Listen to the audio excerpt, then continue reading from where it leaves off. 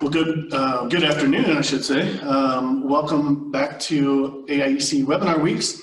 If this is your first time joining us, welcome. If you've attended some of our past webinars, we appreciate you coming back. We hope that you are finding these valuable and informational. This is our third webinar for today. This topic will be broadband, things that surprised us, presented by Vantage Point. Looking forward to hearing from them. A couple of housekeeping items here for us. This presentation will last roughly 45 minutes. We'll leave a little bit of time at the end for some questions. Please submit those through the chat. Make sure you select the drop down there and send those messages directly to AIEC. We'll moderate those questions for our presenters. Also, please keep your microphones muted unless asked otherwise. We'd appreciate that. And Brian, if anyone's interested in PE credits, how will they obtain those? Most of you have already let me know if you're looking for PE credits. If you have not let me know yet, please email me at badams@aiec.coop. I'll get you down and then I'll watch for your registrations and make sure you're on the calls so I can get you those PDHs after this is all said and done. So again, just email me and let me know to be watching for you. With that, I'm going to introduce our first speaker. His name is Kevin Klain. He is the Vice President of Customer Relations for Vantage Point Solutions. Kevin leads Vantage Point customer relations teams work with electric co-ops from a national perspective with organizations like NRACA and UTC, and also within his territory covering the northeastern quarter of the country. So with that, I will hand it over to Kevin. Super. Hey, thanks, Brian. Hey, just to let you know, in regard to introductions, Christy Zabel is on the line with us from Vantage Point. She's our Director of Consulting. I'll describe Christy's workload as such that anything from a regulatory or a funding perspective that a broadband provider is going to go through, at one point it's going to run through her office. So whether that's a feasibility study, funding look on the front side, and on the back side, the follow-up regulatory reporting requirements as well. She leads a team of, I guess, let's say 50 to 70 people, but and works out of our office in Mitchell, South Dakota. Jesse Shackleton, hopefully many of you know him. Jesse, you can see on the screen, he's the Director of Engineering at Joe Carroll Energy. They're a Vantage Point client, and I'll put some words in Jesse's mouth here a little bit, and you can add on later, Jesse, but they've been involved in broadband from a wireless perspective for many years via San Prairie Wireless, and then in the last few years have moved over to a fiber to the home, fiber plant design. Jesse, if you want to add anything in there. Yeah, and I'm excited to share kind of our story on that and some lessons learned and hopefully have some key takeaways from the meeting. Very good. Well, cool. Well, as far as the things that surprised us, there's going to be many things on a broadband project that is going to surprise you along the way. Hopefully, you've got somebody guiding you a little bit, but things come up along the way. Certainly, we cannot cover everything that may surprise you on a broadband project. There's many stages you're going to go through as you're considering broadband or building out. The early stages, there's going to be a lot of things about maybe the board discussions, some of the feasibility piece as well. We're then looking for funding. There's kind of that. When I say surprises, I'm not necessarily talking about pitfalls. It's more of the things that I thought on a 1 to 10 scale that maybe I thought they were a 2 and turns out they're a 6, or something to be a little more concerned about. There's those early stages. Then if you decide to move forward, you're going to go through a bit. Certainly there's an outside plant construction piece, but also you're building an internal team as well. So we'll speak to that a little bit. And then on the operating side, once you're actually become a broadband provider, there may be a new set of surprises that we can discuss as well. Like I said, we certainly cannot cover this all in 45 minutes. We've talked with Brian and Dan there. If there's questions, certainly put them in the chat. If they come up along the way, I think we all feel it's best just to get those addressed and answered right away. I'm going to turn myself off here, but along the way, if there's something that I think a question you may have, I'll pop in and ask that as well. So Christy, I'll hand the floor over to you and can slide to the next screen. All right, thank you, Kevin, and good afternoon. Thank you for allowing us to join you here this afternoon. As Kevin shared, building a broadband network to being a broadband provider, there are a lot of steps throughout the process, and to hit everything today, I would have to talk extremely fast and wouldn't give Jesse any time to talk. So want to hit just some of the main highlight points as far as what we've seen. What we have put together here at Vantage Point and have shared as we're working with electric cooperatives that are just looking at building out broadband, building fiber, whether you're primarily looking at it to do, your own internal electric side from, smart grid or whatever that may be. But you see, hey, our members are reaching out to us and, they also want us to provide broadband to get internet service. So, hey, let's go ahead and jump into that field. There's a lot of things that need to go into as far as your proper planning and due diligence. So as we're working with cooperatives in that process, we built this flow chart to kind of get a sense of, what are those steps that you need to do in order to achieve success throughout your project, but then also added on here to avoid surprises. So I'm not going to hit all of them, but we're going to kind of go through with some main bullet points under each of these, and Jesse's going to chime in and share, his feel. But when we're looking at it, initially ground one, you're wanting to look at doing fiber of some sort. Again, whether your own electric or building up broadband. One of the first things that you really need to do is determine what you want to serve. Are you looking at wanting to provide broadband service to your entire service territory, or do your bylaws, articles of incorporation allow you some flexibility to where, well, we know half of our service area is very well covered, but we've got this portion that's not. Do you have the ability to only serve the areas where it's deemed unserved and where there is that strong need? One of the big surprises that we've seen where we've been working with cooperatives building out the feasibility, the business plan is that item I've got bolded here as far as competition. That seems to be one that we see that catches you off guard, because you're not just looking at your traditional incumbent telephone provider, whether that be a Frontier or an AT&T, Windstream, CenturyLink, but it's also seeing, are there other underlying fixed wireless providers, which Jesse at Joe Carroll had started out with that way, doing a fixed wireless. There's several of those little providers that you may not even know has a presence in your service territory. So one of the strong things that we encourage cooperatives as they're starting out is having a competitive analysis done, overlaying your area. Who is claiming to provide service? What are they providing for service? Is it strictly a fixed wireless? Is it your traditional telecommunication provider? Or do you have a cable provider that's providing broadband at something? So that is one kind of a surprise that we see. Dipping into the next category there is, developing that business plan. Can't stress this enough, is running that full 10-year analysis of projections. And what we say on here, I've got bolded, is, based on realistic CapEx, what's it going to cost to build out the network? Several times we see where the cost per mile is way underestimated based on maybe what you've seen on other projects, or if someone tells you a number is not capturing the full cost to be a broadband provider. Yes, the big component is the fiber, which is the main line, which is going to capture about 80% of your total network. But you also have the electronics, the drops to your members' houses, the ONTs. There's a lot of it goes into that. So making sure that you're not going to be surprised, as you present to your board, say we're going to build it, and then as you're building, you're seeing the cost coming in, you're really kind of lopsided on what it's actually going to cost.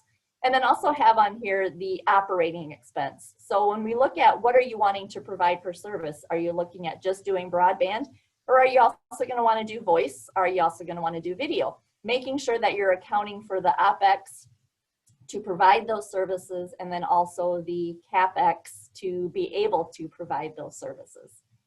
The next bullet we've got here is paying for the network. Looking at a fiber build, if that's what you're wanting to do broadband, it is not a cheap process. It is rather spendy when you're looking at the infrastructure cost. Looking at leveraging existing operations, that's one thing, but we've got on here considering grants. Lot of talk, you probably have seen, state of Illinois had a pretty big Connect Illinois grant program. We had the first round of funding being announced, and we've seen the announcement. We got the application guide out today for round 2. of the Connect Illinois. We hear about the USDA Community Connect. We hear about USDA Reconnect. We also are hearing about the FCC giving out funding, the Rural Digital Opportunity Funding. A lot of money is out there, especially with CARES Act, with the COVID pandemic, a lot of people needing to get broadband out there. Grant funding, federal funding support is awesome, but make sure when you are looking at those funding programs that you're looking at all of the underlying strings that may be attached to those funding. Always make sure that we're looking at any gotchas. And I don't know, Kevin or Jesse, if you're going to kind of give experience on the Illinois funding. Christy, I was actually going to jump in and ask you, what are some of those, excuse me, some of those strings? I mean, and I think we can speak pretty candidly here as far as the Connect Illinois program, but can you compare some of the federal, air quote strings or surprises versus some of the state, state and federal side? Yep. So like on the federal side, we are under anti-collusion. So if any of you participated in the Rural Digital Opportunity Fund, that was a reverse auction. I can't go into detail on that because anti-collusion, but some of the strings that are attached to that is it's not grant dollars up front, but it's a federal funding mechanism. So with that, you've got build out obligations. So you have to be able to commit to meeting your build out within 3 years, 4 years, 6 years, 100% of the areas that you want. You'll also be obligated to do performance testing. You'd have to report into what they refer to as the hub, locations that you've built out. When we look at USDA funding, whether that's the Community Connect grant or the Reconnect funding program, some of the gotchas, surprises is, again, reporting, build out timelines, a Buy America clause that goes with federal funding. So when you're looking at that, you have to make sure that who you're using those grant dollars for, they are a qualified American provider. State funding, again, we have to look at build out requirements, but with the state of Illinois, and Kevin, you've been a lot more in close on this, but we've got prevailing. There's an apprenticeship program. A lot of things that, as we were looking at the program, not a lot of details were available as truly what that implication is going to be for a recipient that is now being discovered post being awarded those fundings. And I don't know, Kevin, if you want to, or Jesse even. Yeah, I'll jump in, and Jesse could.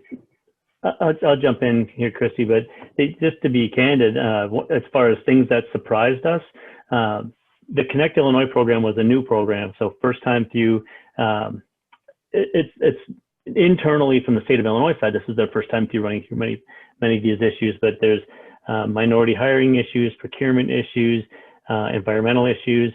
And one, a big one that's, when I say surprised us, surprised the industry, within the Connect Illinois grant program, once the state of Illinois reaches a certain threshold of unemployment, it kicks into effect a 90% Illinois workers issue. Now, this has largely been driven by COVID, applicable when the grant program was rolled out, but this is something that quite literally the morning it was announced, like the state administrator didn't know it existed. Where Joe Carroll, Illinois Electric Cooperative, were two electric cooperatives in Illinois that got grant funding through Connect Illinois program. And on a conference call or a webinar, it was literally sprung on them to say, hey, just so you know, thanks for getting the award. 90% of the workers on this project now need to be from Illinois. In some cases, that's not an issue. Other times, clients may use a construction firm that's from Iowa or Wisconsin, or they bring in some personnel that come from out of state. So from a thing that surprised us, definitely we would, from the Vantage Point side, we would strongly encourage you to consider all grants and funding opportunities, but that's truly a case that's come up here recently that surprised us. So you need to take a good hard look at what those strings and concerns and requirements are that go along with the funding. Jesse, was there anything I missed on that? Oh, You're muted, Jesse. Sorry about that. I think you covered it very well. One thing I'd add is for us, we did go into it. We obviously, and I'll get into a few things coming up here in a few slides on our history of getting into the broadband business. But the fact that we're in the business, we certainly stay very aggressive on going after any and all available funding. And however, that doesn't mean that we have necessarily executed all the grant agreements. So in this case, we were awarded and offered the Connect Illinois grant. It's a $6 million grant. It's a 50-50, so it's a $6 million match as well. But we have not yet executed that grant agreement because we're waiting to filter through all of these nuances that Kevin just spoke to. So yeah, I think you covered them all nicely, Kevin.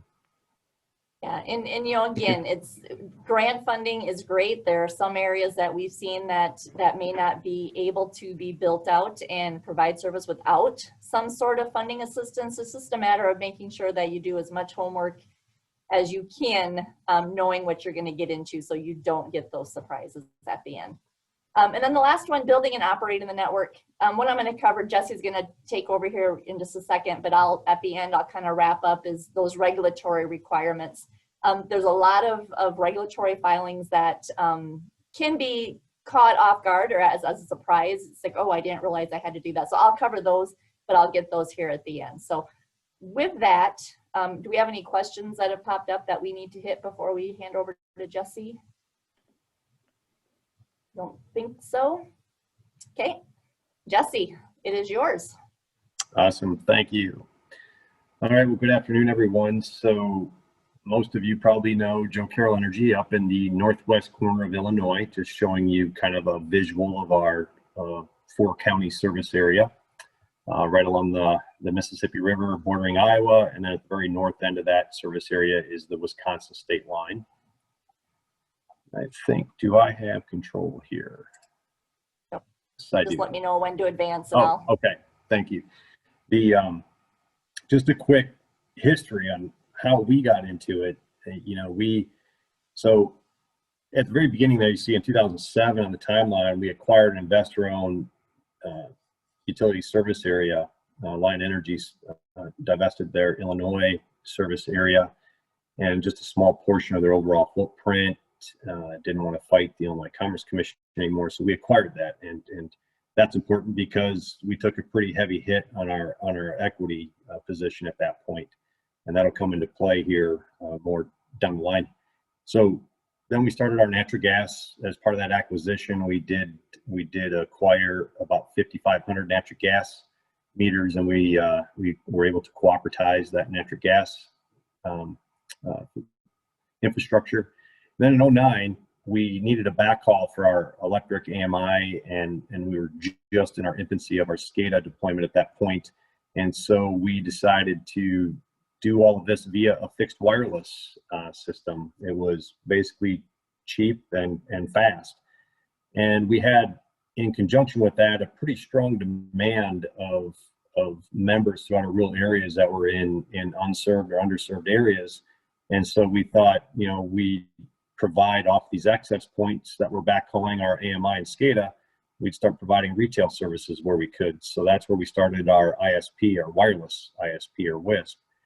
And that was in 2009. And then in 2011, we acquired a privately owned WISP that was just adjacent to our service area. Small little, I think they had like 300 WISP customers. And then in 2012, we merged with Farmers Mutual Electric Company.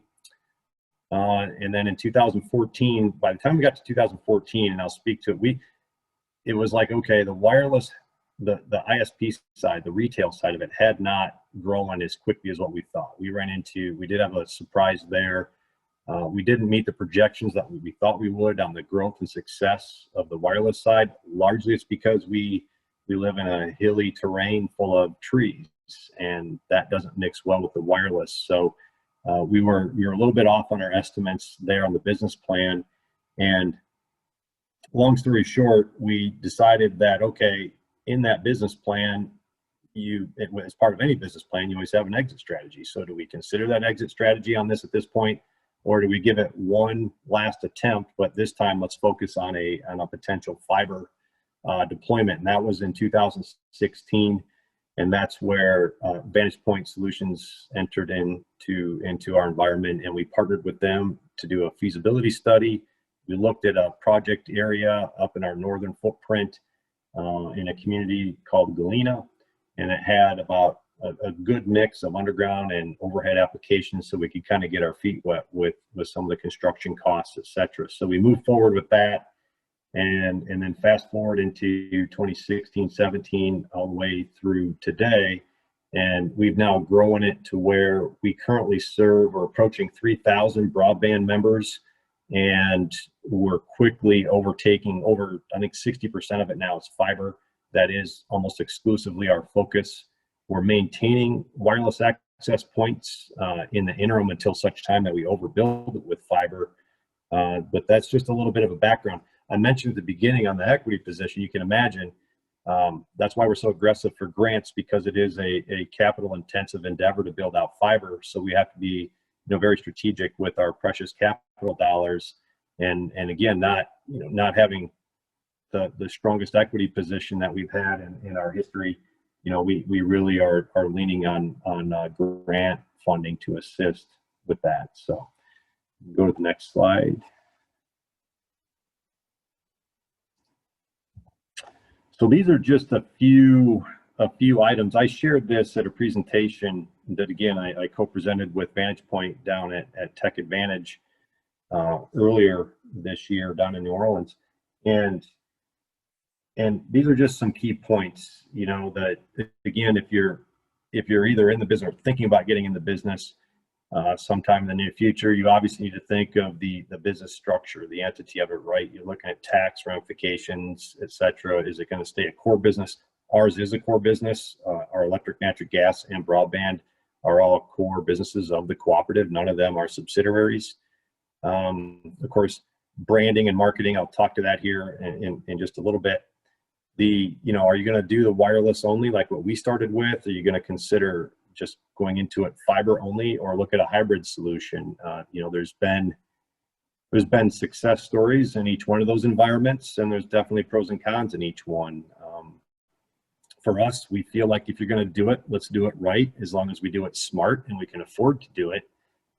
So that's why our focus has been on fiber. We feel that is as future-proof of a platform that you can provide, and it's scalable well into the future as the broadband bandwidth capacities continue to grow, exponentially.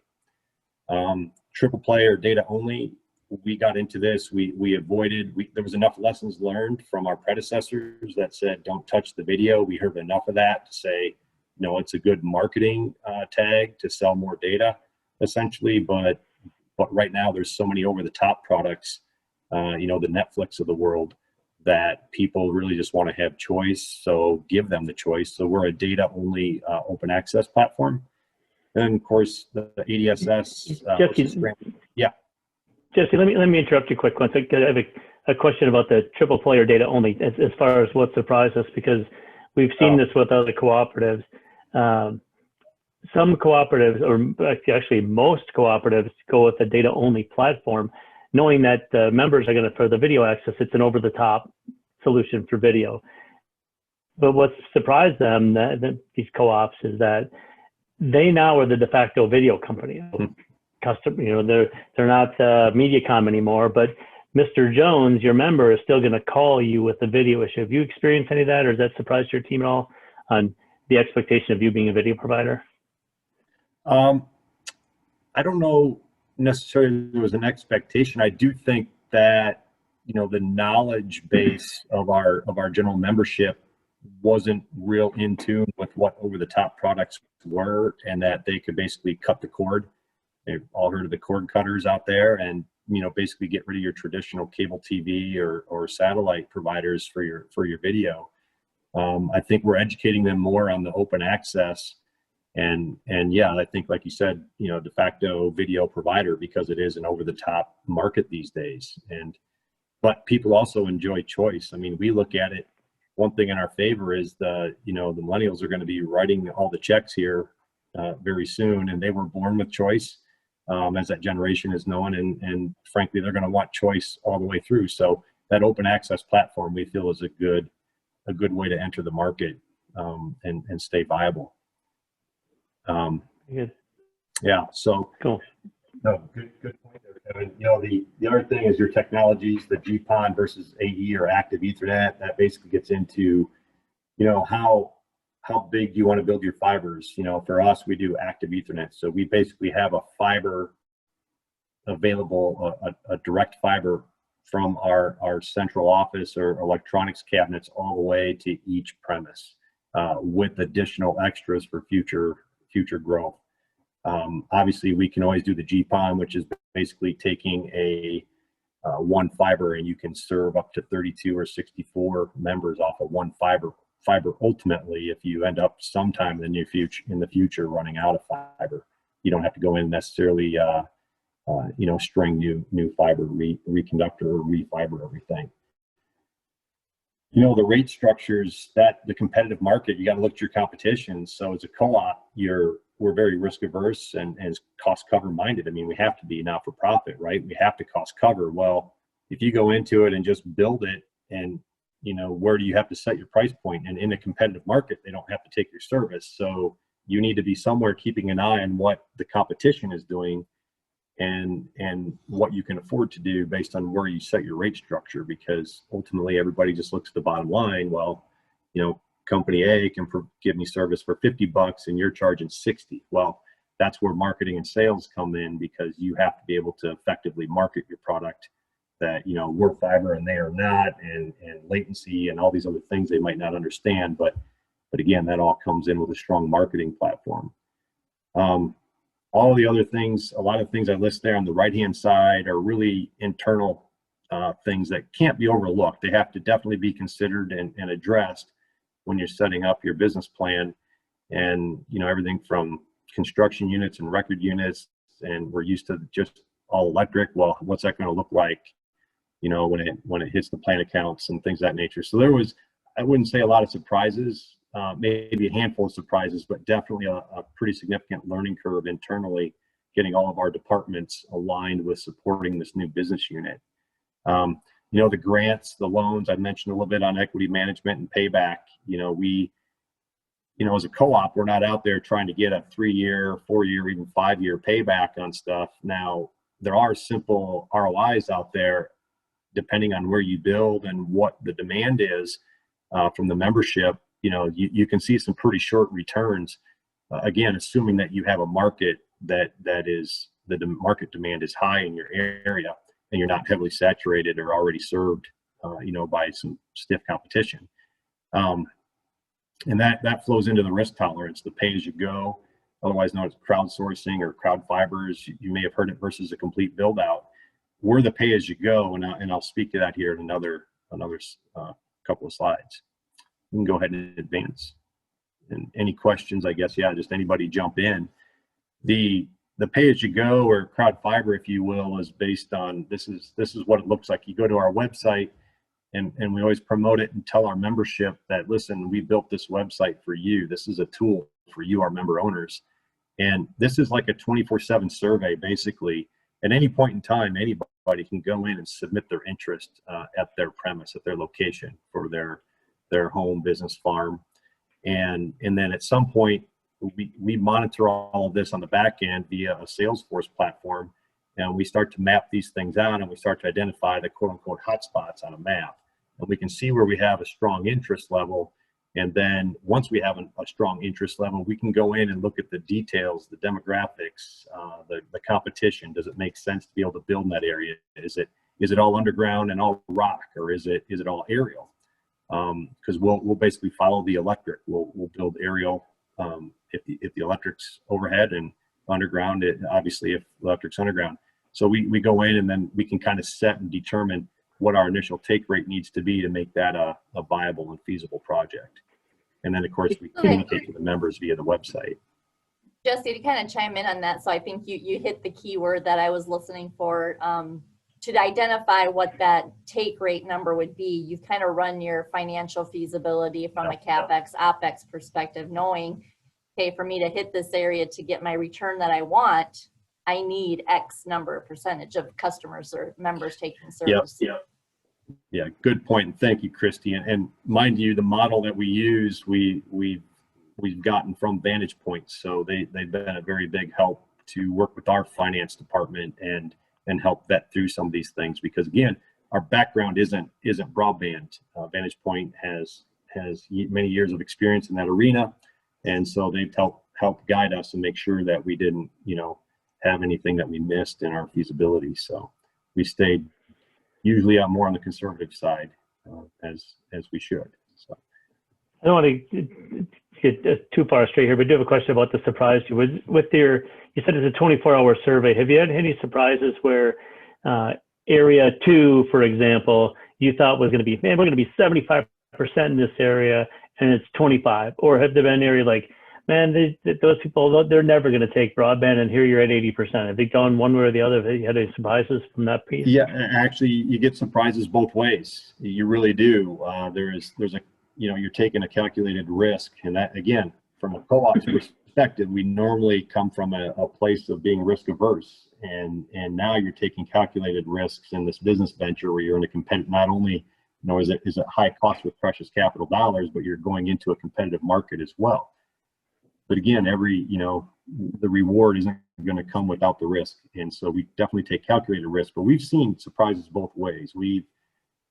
Fortunately, we've been probably more surprised on the positive side, where we've actually gone in and we had a community. Actually, it's where our headquarters is in Elizabeth, and again, we serve the communities, the small rural communities, because of that investor-owned acquisition.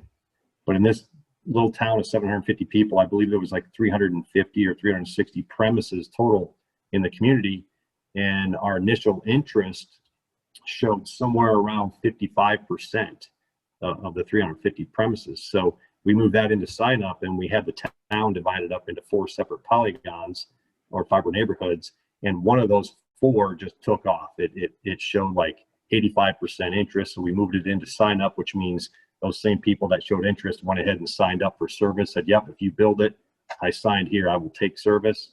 And so we built it out, and that seeded the rest of the town to where in less than, I think in about 6 months, because it was a lot of overhead there, overhead build out and aerial. And we had it built out in less than 6 months. And today we're sitting on about a 70% take rate and going up every day, right on top of an incumbent large cable TV provider. So competition was stiff, and people are just jumping on. They really like the fact, I think, that we're a fiber cooperative, and they understand the difference between fiber and a coax system or a copper system. And so I think we've seen more surprises in a positive arena for sure. Super. Okay, you can go ahead and advance the slide, please. Thank you. Yeah, in the middle there, the member interest, that's what we just talked about. That's you go out, use the crowd fiber, you can do initial surveys or whatever. Like for us, we obviously built it out there on our website because we're in the business. So prior to putting that out there, I guess you could consider doing something like that, just seeking interest, not necessarily having the other 5 steps behind it, because you might not be in a position to start building right away because you haven't developed your business unit. But in terms of monitoring and surveying, you could do a traditional survey or consider something like what we did with a Salesforce platform. The construction work plan, obviously that's on the operations side. That's why we started initially, was backhaul for AMI and SCADA. Those efforts continue today. We have 33 substations, and I believe by the end of next year, all of them will be connected to fiber. And so we're starting to implement, some DA solutions where we have some transfer trip schemes that we'll be able to utilize in some remote areas for some critical loads.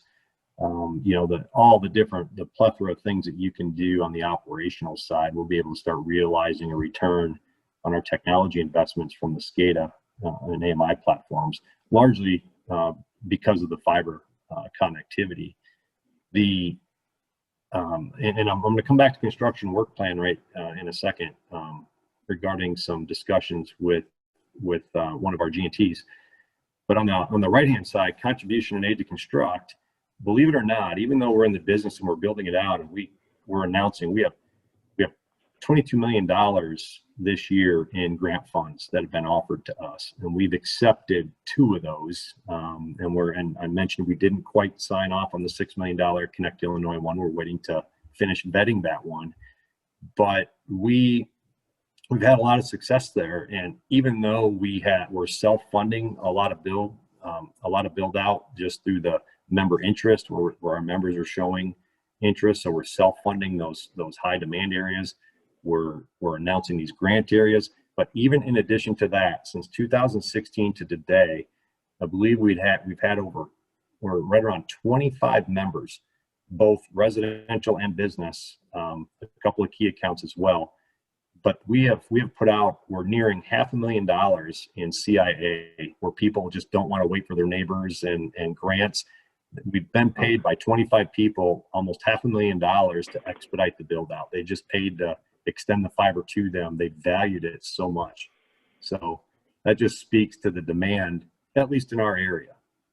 So you can go ahead and advance. And I'm going to get back. I did mention a G&T on the construction work plan. So, you know, we're working right now. We are leveraging fiber capacity through one of our G&Ts, Dairyland Power out of La Crosse, and we're utilizing, I think we have 64 miles of OPGW fiber in their transmission line static wire.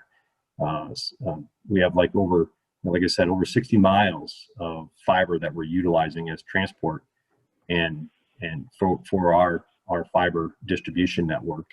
And likewise, we actually have agreements with them where they're leasing fiber from us, where they could avoid the high cost of retrofitting OPGW in their system, because we happen to have our own distribution fiber going right to our substation. So we're basically have agreements where we're trading services. So that's been key. In addition to that, I think, you know, we're another side to this whole business isn't just the retail side. We're looking at the opportunities that are out there for, I'll call it fiber capacity.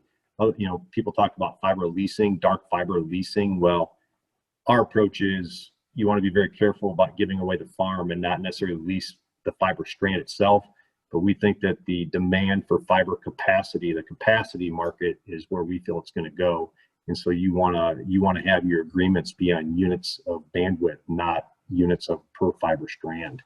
So we think that there's a huge opportunity for other revenue streams that could help, you know, augment and build out faster to other unserved areas. Go ahead. This is a big one. You know, you take good old electric co-op, and this was a surprise for sure. And I think in a lot of ways it's easy to figure out where to go get the money, how to finance it. We all know how to apply for a grant. It's hard work to do all that stuff, but it's pretty straightforward on how to get the money and even how to build it, right? Underground overhead applications, all of our guide drawings are out there. A lot of hard work behind it, but it's pretty straightforward. But man, you talk about risk management. If you take for granted the value of marketing and sales, you greatly risk stranding the millions of dollars invested. So this has to complement. You have to bolt this and pay attention to this thing right here, marketing and sales. And they're two different things. But do not assume that your existing staff understands what it means to leave the environment, the electric environment today, and be able to walk into the broadband environment tomorrow and think that you can be successful in that. So just be very mindful of that. Do not assume that they know how and that they understand the difference. And again, I mentioned the risk of stranding the capital investments, understanding your localized demographics, and planning ahead to dedicate appropriate personnel. So definitely a culture change from being a competitive market of selling your service rather than being the only electric provider where people have no choice, really. Yeah, exactly. I mean, if you have an MSR that's talking to a member about all things co-op and all the services, value-add services that we provide. And in one breath, they're talking about energy efficiency programs for electric, using less electric, in some cases. And then the next second, you want them to upsell a fiber package. This doesn't make sense, right? So it's not necessarily naturally intuitive. And it's not that we're being unethical with an upsell. We go into it, we're no data caps, we're no contract. We just recommend to our members that you start with our middle package. Because of the no contract, if it's too much, you can always call in the next month and move it down. Or maybe you are a bigger user than what you thought and you may move it up. But again, it's just, you need to be mindful. You're in a competitive environment, and it comes down to, you need to cost cover. And so I just think you need to be very conscious of all the elements of being in the business. So you can go ahead and advance. Okay. So then I'm going to shift over. I know we're coming up here on top of 45 minutes. So don't want to overwhelm you, but yet want to give you a view of what all is required from a regulatory component. This is, one of the surprises is getting into the fiber business, broadband business it's more than just being the provider. It's the underlying items that have to get put in place. So you are compliant with the regulatory, whether it's at the state level or at the federal level. We work with the FCC quite a bit and the state PUCs. So depending on the level of regulatory compliance that you're going to have is really dependent on exactly what services you're going to offer and how you're going to deliver it. Primarily voice. Are you going to be looking at a traditional switched voice line, or are you going to be partnering, which is what Joe Carroll is looking at, is partnering with an underlying VoIP, so a voice over internet protocol, where they may take a lot of that regulatory burden away from you, but it also is going to depend on if you are a recipient of federal funding, whether or not you need to be deemed as the voice provider on record, or if the underlying provider could do that for you. Internet, broadband is not a very highly regulated entity or offering, but there's still filings that you'll need to do. Video, there's a lot to it if you want to be a traditional, IPTV, linear cable provider, or if you want to rely on solely over the top. CLEC Authority, it's an acronym, something with broadband and communication providers. We've got a lot of acronyms. So CLEC Authority is a competitive local exchange carrier authority. Broadband, you have to be, registered as a, I'm not sure, Jesse, what you referenced it. I'm coming at a blank. Competitive access provider. Thank you. But if you're going to be doing voice with broadband, you have to have that CLEC authority, and that's filed with the state. Eligible telecommunications carrier. This is required if you're looking at, the RDOF funding, getting some federal high cost support funding mechanisms, or if you're wanting to be able to provide a lifeline or a lifelink service to where it's your members are able to qualify based on, their income levels. So it's a service that is done a lot of times to be able to make sure you're serving all your members. That is also a filing that you would need to do with the state. If you're doing voice, you have to have the E911 plans in place. Also voice tariffs, you have to have your state and your interstate tariff. You've got numbering resources, interconnections, a lot of information, not going to go into the detail, the specifics on them. As well as filing with the FCC. I'm assuming most of you probably have some type of registration with the FCC, whether it's, with your existing operations, but so that shouldn't be a surprise on that one. From a video, if you're going to be doing a linear IPTV, you'll have programming contracts, retransmission negotiations. We're just now entering the retransmission. It's an every 3-year window where you may be seeing on your local provider, if people are having a hard time coming to an agreement on that retransmission, you may be looking at a black period coming up here at the end of the year. CALEA is one that a lot of people don't quite understand. This is the Commission's Administration for Law Enforcement Act. This is basically getting into your FBI criminal. If you've got someone in your territory that's using your broadband service and is partaking in some type of criminal activity, CALEA, you need to make sure you're compliant with this, and you've got a trusted third party to make sure that you're able to provide law enforcement access to those data records as needed. This is one that we see as a surprise because you don't really realize that you're getting into having to be involved with the FBI or local law enforcement, but it's a federal act that you have to be compliant with. CP&I compliance, as electric providers, you probably have some sort of this. This is your customer proprietary information. Privacy Act, thinking of the bank, you can't share customer information. Reg flag compliance, that's with the FCC. And then I've got the star here for ongoing reporting. So as a broadband provider, you may have heard of the Form 477. That's a semi-annual filing that has to be done if you're a broadband provider. If you're broadband and doing voice, you've got 499s, you've got 481s. I've got a long list of filings that have to get done, again, depending on exactly what service you are providing. Just wanted to make sure we highlighted these, went over these to a very high level piece, just knowing that there's more to it than building your network, constructing it, turning up services, and getting your members broadband that need it.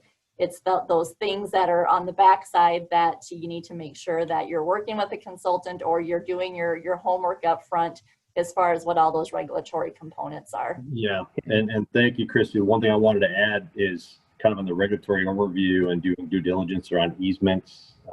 Obviously, in our industry, we're very familiar with the easement language required. So, like for example, providing third-party IRUs, having those apportionment rights within the language. So we've been getting the easements in the state of Illinois. As everybody knows, there's not currently any state legislation that allows us the same ability like in other states to utilize our existing electric easements to build out the fiber, like in Indiana, Tennessee. I know the AIEC is well versed on this, and so keeping an eye on the pulse of that and staying engaged with the state on that topic. But that is definitely something to keep in mind as well. Just making sure that easement, you don't obviously go outside your bounds with that for sure. Yep. And, tacking on, we talked about the funding opportunity up front, but again, if you're a recipient of whether it's state grant or federal grant, I don't have all of those requirements here, but that's a compliance item that you'll need to make sure that you're following as well. Chris, I just want to jump onto that too. We did a series of webinars for the Pennsylvania statewide, and I think what surprised them in general was the depth of the reporting on the backside of any project. I think kind of in general, people are like, oh yeah, I've got some reporting I've got to do. Where no, it's a little more in depth than just a quarterly form. It does take some energy, and you're going to have to dedicate some resources internally, whoever that person or team is, with the follow-up reporting. And it's hard to say, yeah, you've got to do all this, but I can tell you from other state experiences, it's the depth of the reporting, not just the one or two forms. Is, oh boy, I sure have to do a lot of these things. It's not onerous, it's just time consuming. Yeah, time consuming, and one of the tips or recommendations is, as you're entering in being a broadband provider, whoever you're using for your billing software, making sure that billing software, the customer records get set up correctly at the beginning up front. It's easier to go, if you know what you're doing going up front, than having 4 months, 6 months of data. And it's like, okay, I have to do my 477. Holy cow, I've got 25 different customer codes, billing codes. How am I going to pull this? So making sure you get it done right up front, it makes it a lot easier. It's still a labor intensive to some extent, depending on what filing you're doing and how you're pulling the data. But yeah, good point, Kevin. All right, Jesse, this last slide here is, I love my fiber. It is, and that says a lot. We become a trusted source. I think it's easy for us to have our conversations with our members, and believe it or not, we've had multiple engagements. Going back to the 21st century report, the Compass, which those of you on the NRECA side of things know what I'm talking about from a few years ago, and it talks about working with your members, not just for them, and identifying critical mass. We've had very successful conversations with city councils, village boards, etc., going around to that critical mass, listening to them, their needs, specifically wrapped around fiber and all the different value stack that can be built off of that platform. And that's helped us really see a lot of support and grassroots movements within all of our rural communities. So that's been very successful. And back to marketing, branding, don't take it for granted. long story behind Sam Prairie. Does that make sense to name a fiber? Maybe not, but that's a long story for another time. But I believe that really concludes everything I wanted to share. So if we have time for any questions, or if there are any.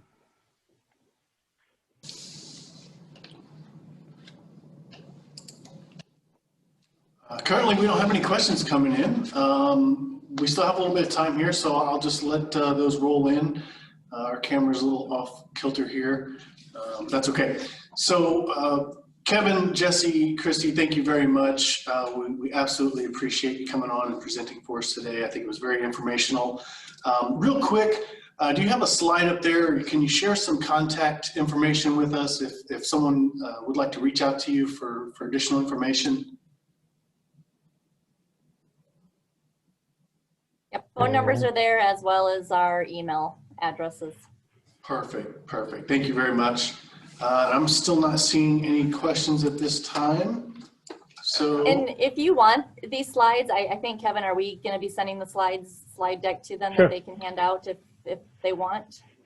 I will mention real quick on that, AIEC does plan to publish these webinars. I believe we should have them available within the next week. We're going to start publishing the past webinars that we've had. So those will be available online for you to review. But as always, if we have the slide deck and that's okay to share, we'd be more than happy to disperse that as well. Yeah, excellent. And I'd just like to add, if anybody wants to see, our website live, connectsp.com. You can get there through joecarroll.com as well, but connectsp.com will take you to the site, and then you're going to see one of the tabs up top called Fiber Communities. If you click that, and then you can either click a specific fiber community, but in the middle at the bottom it'll say something like all communities. If you click that, you'll see all those different color codes and where we have active projects throughout our service area, if you want an idea on how that process works. Thank you, Jesse. And Brian, do we have any? Yes, we did have a couple questions come in. This one is directed towards Christy. With respect to feasibility studies, what do most cooperatives overlook, or more specifically, what should I be sure to ask? Oh, good question. I think, from a CapEx perspective, making sure that, whatever service you're going to offer, you're capturing the correct electronics. If you're looking at video, are you also factoring in your set-top boxes? But probably one of the biggest gotchas is underestimating your overall, operating cost.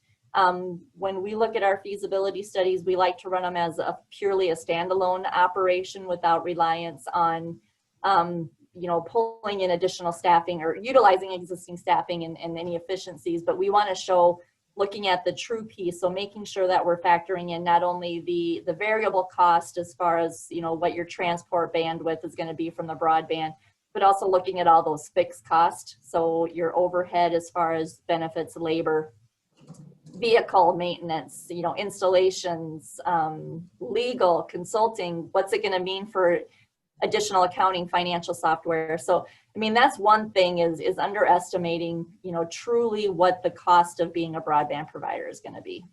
And we like to look at a 10-year view, 5 years, if you're anticipating building out a full fiber network and providing broadband and expecting by year 5, you're going to have a awesome positive return on that investment. That's going to be kind of a surprise when actually hits. Usually when you're doing a big fiber build, it's, by year 7 or 8, you're starting to see positive income. And by year 10, you can kind of get a feel for what that operation is going to be.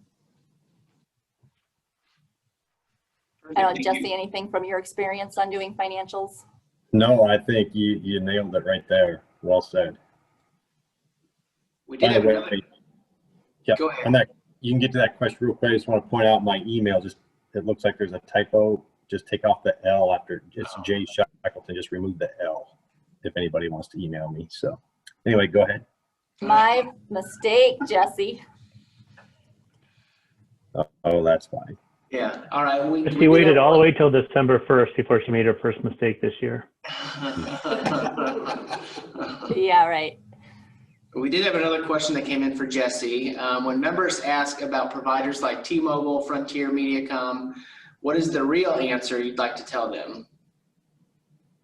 Yeah, that is a great question, because that's your opportunity to differentiate yourself where fiber is fiber and everything else is not. So we do talk about, like with a cable, an incumbent cable provider like a Mediacom, for example, where they might have fiber to the node, but then they have coax down the block. So they're definitely vulnerable to the internet rush hour for sure. In addition to the small print, where there are data caps ultimately. So certainly performance based is huge. Latency. So those are some of the key things that we point out with all the competitors. And I would say the closest competition that we have to fiber is our incumbent cable TV providers typically.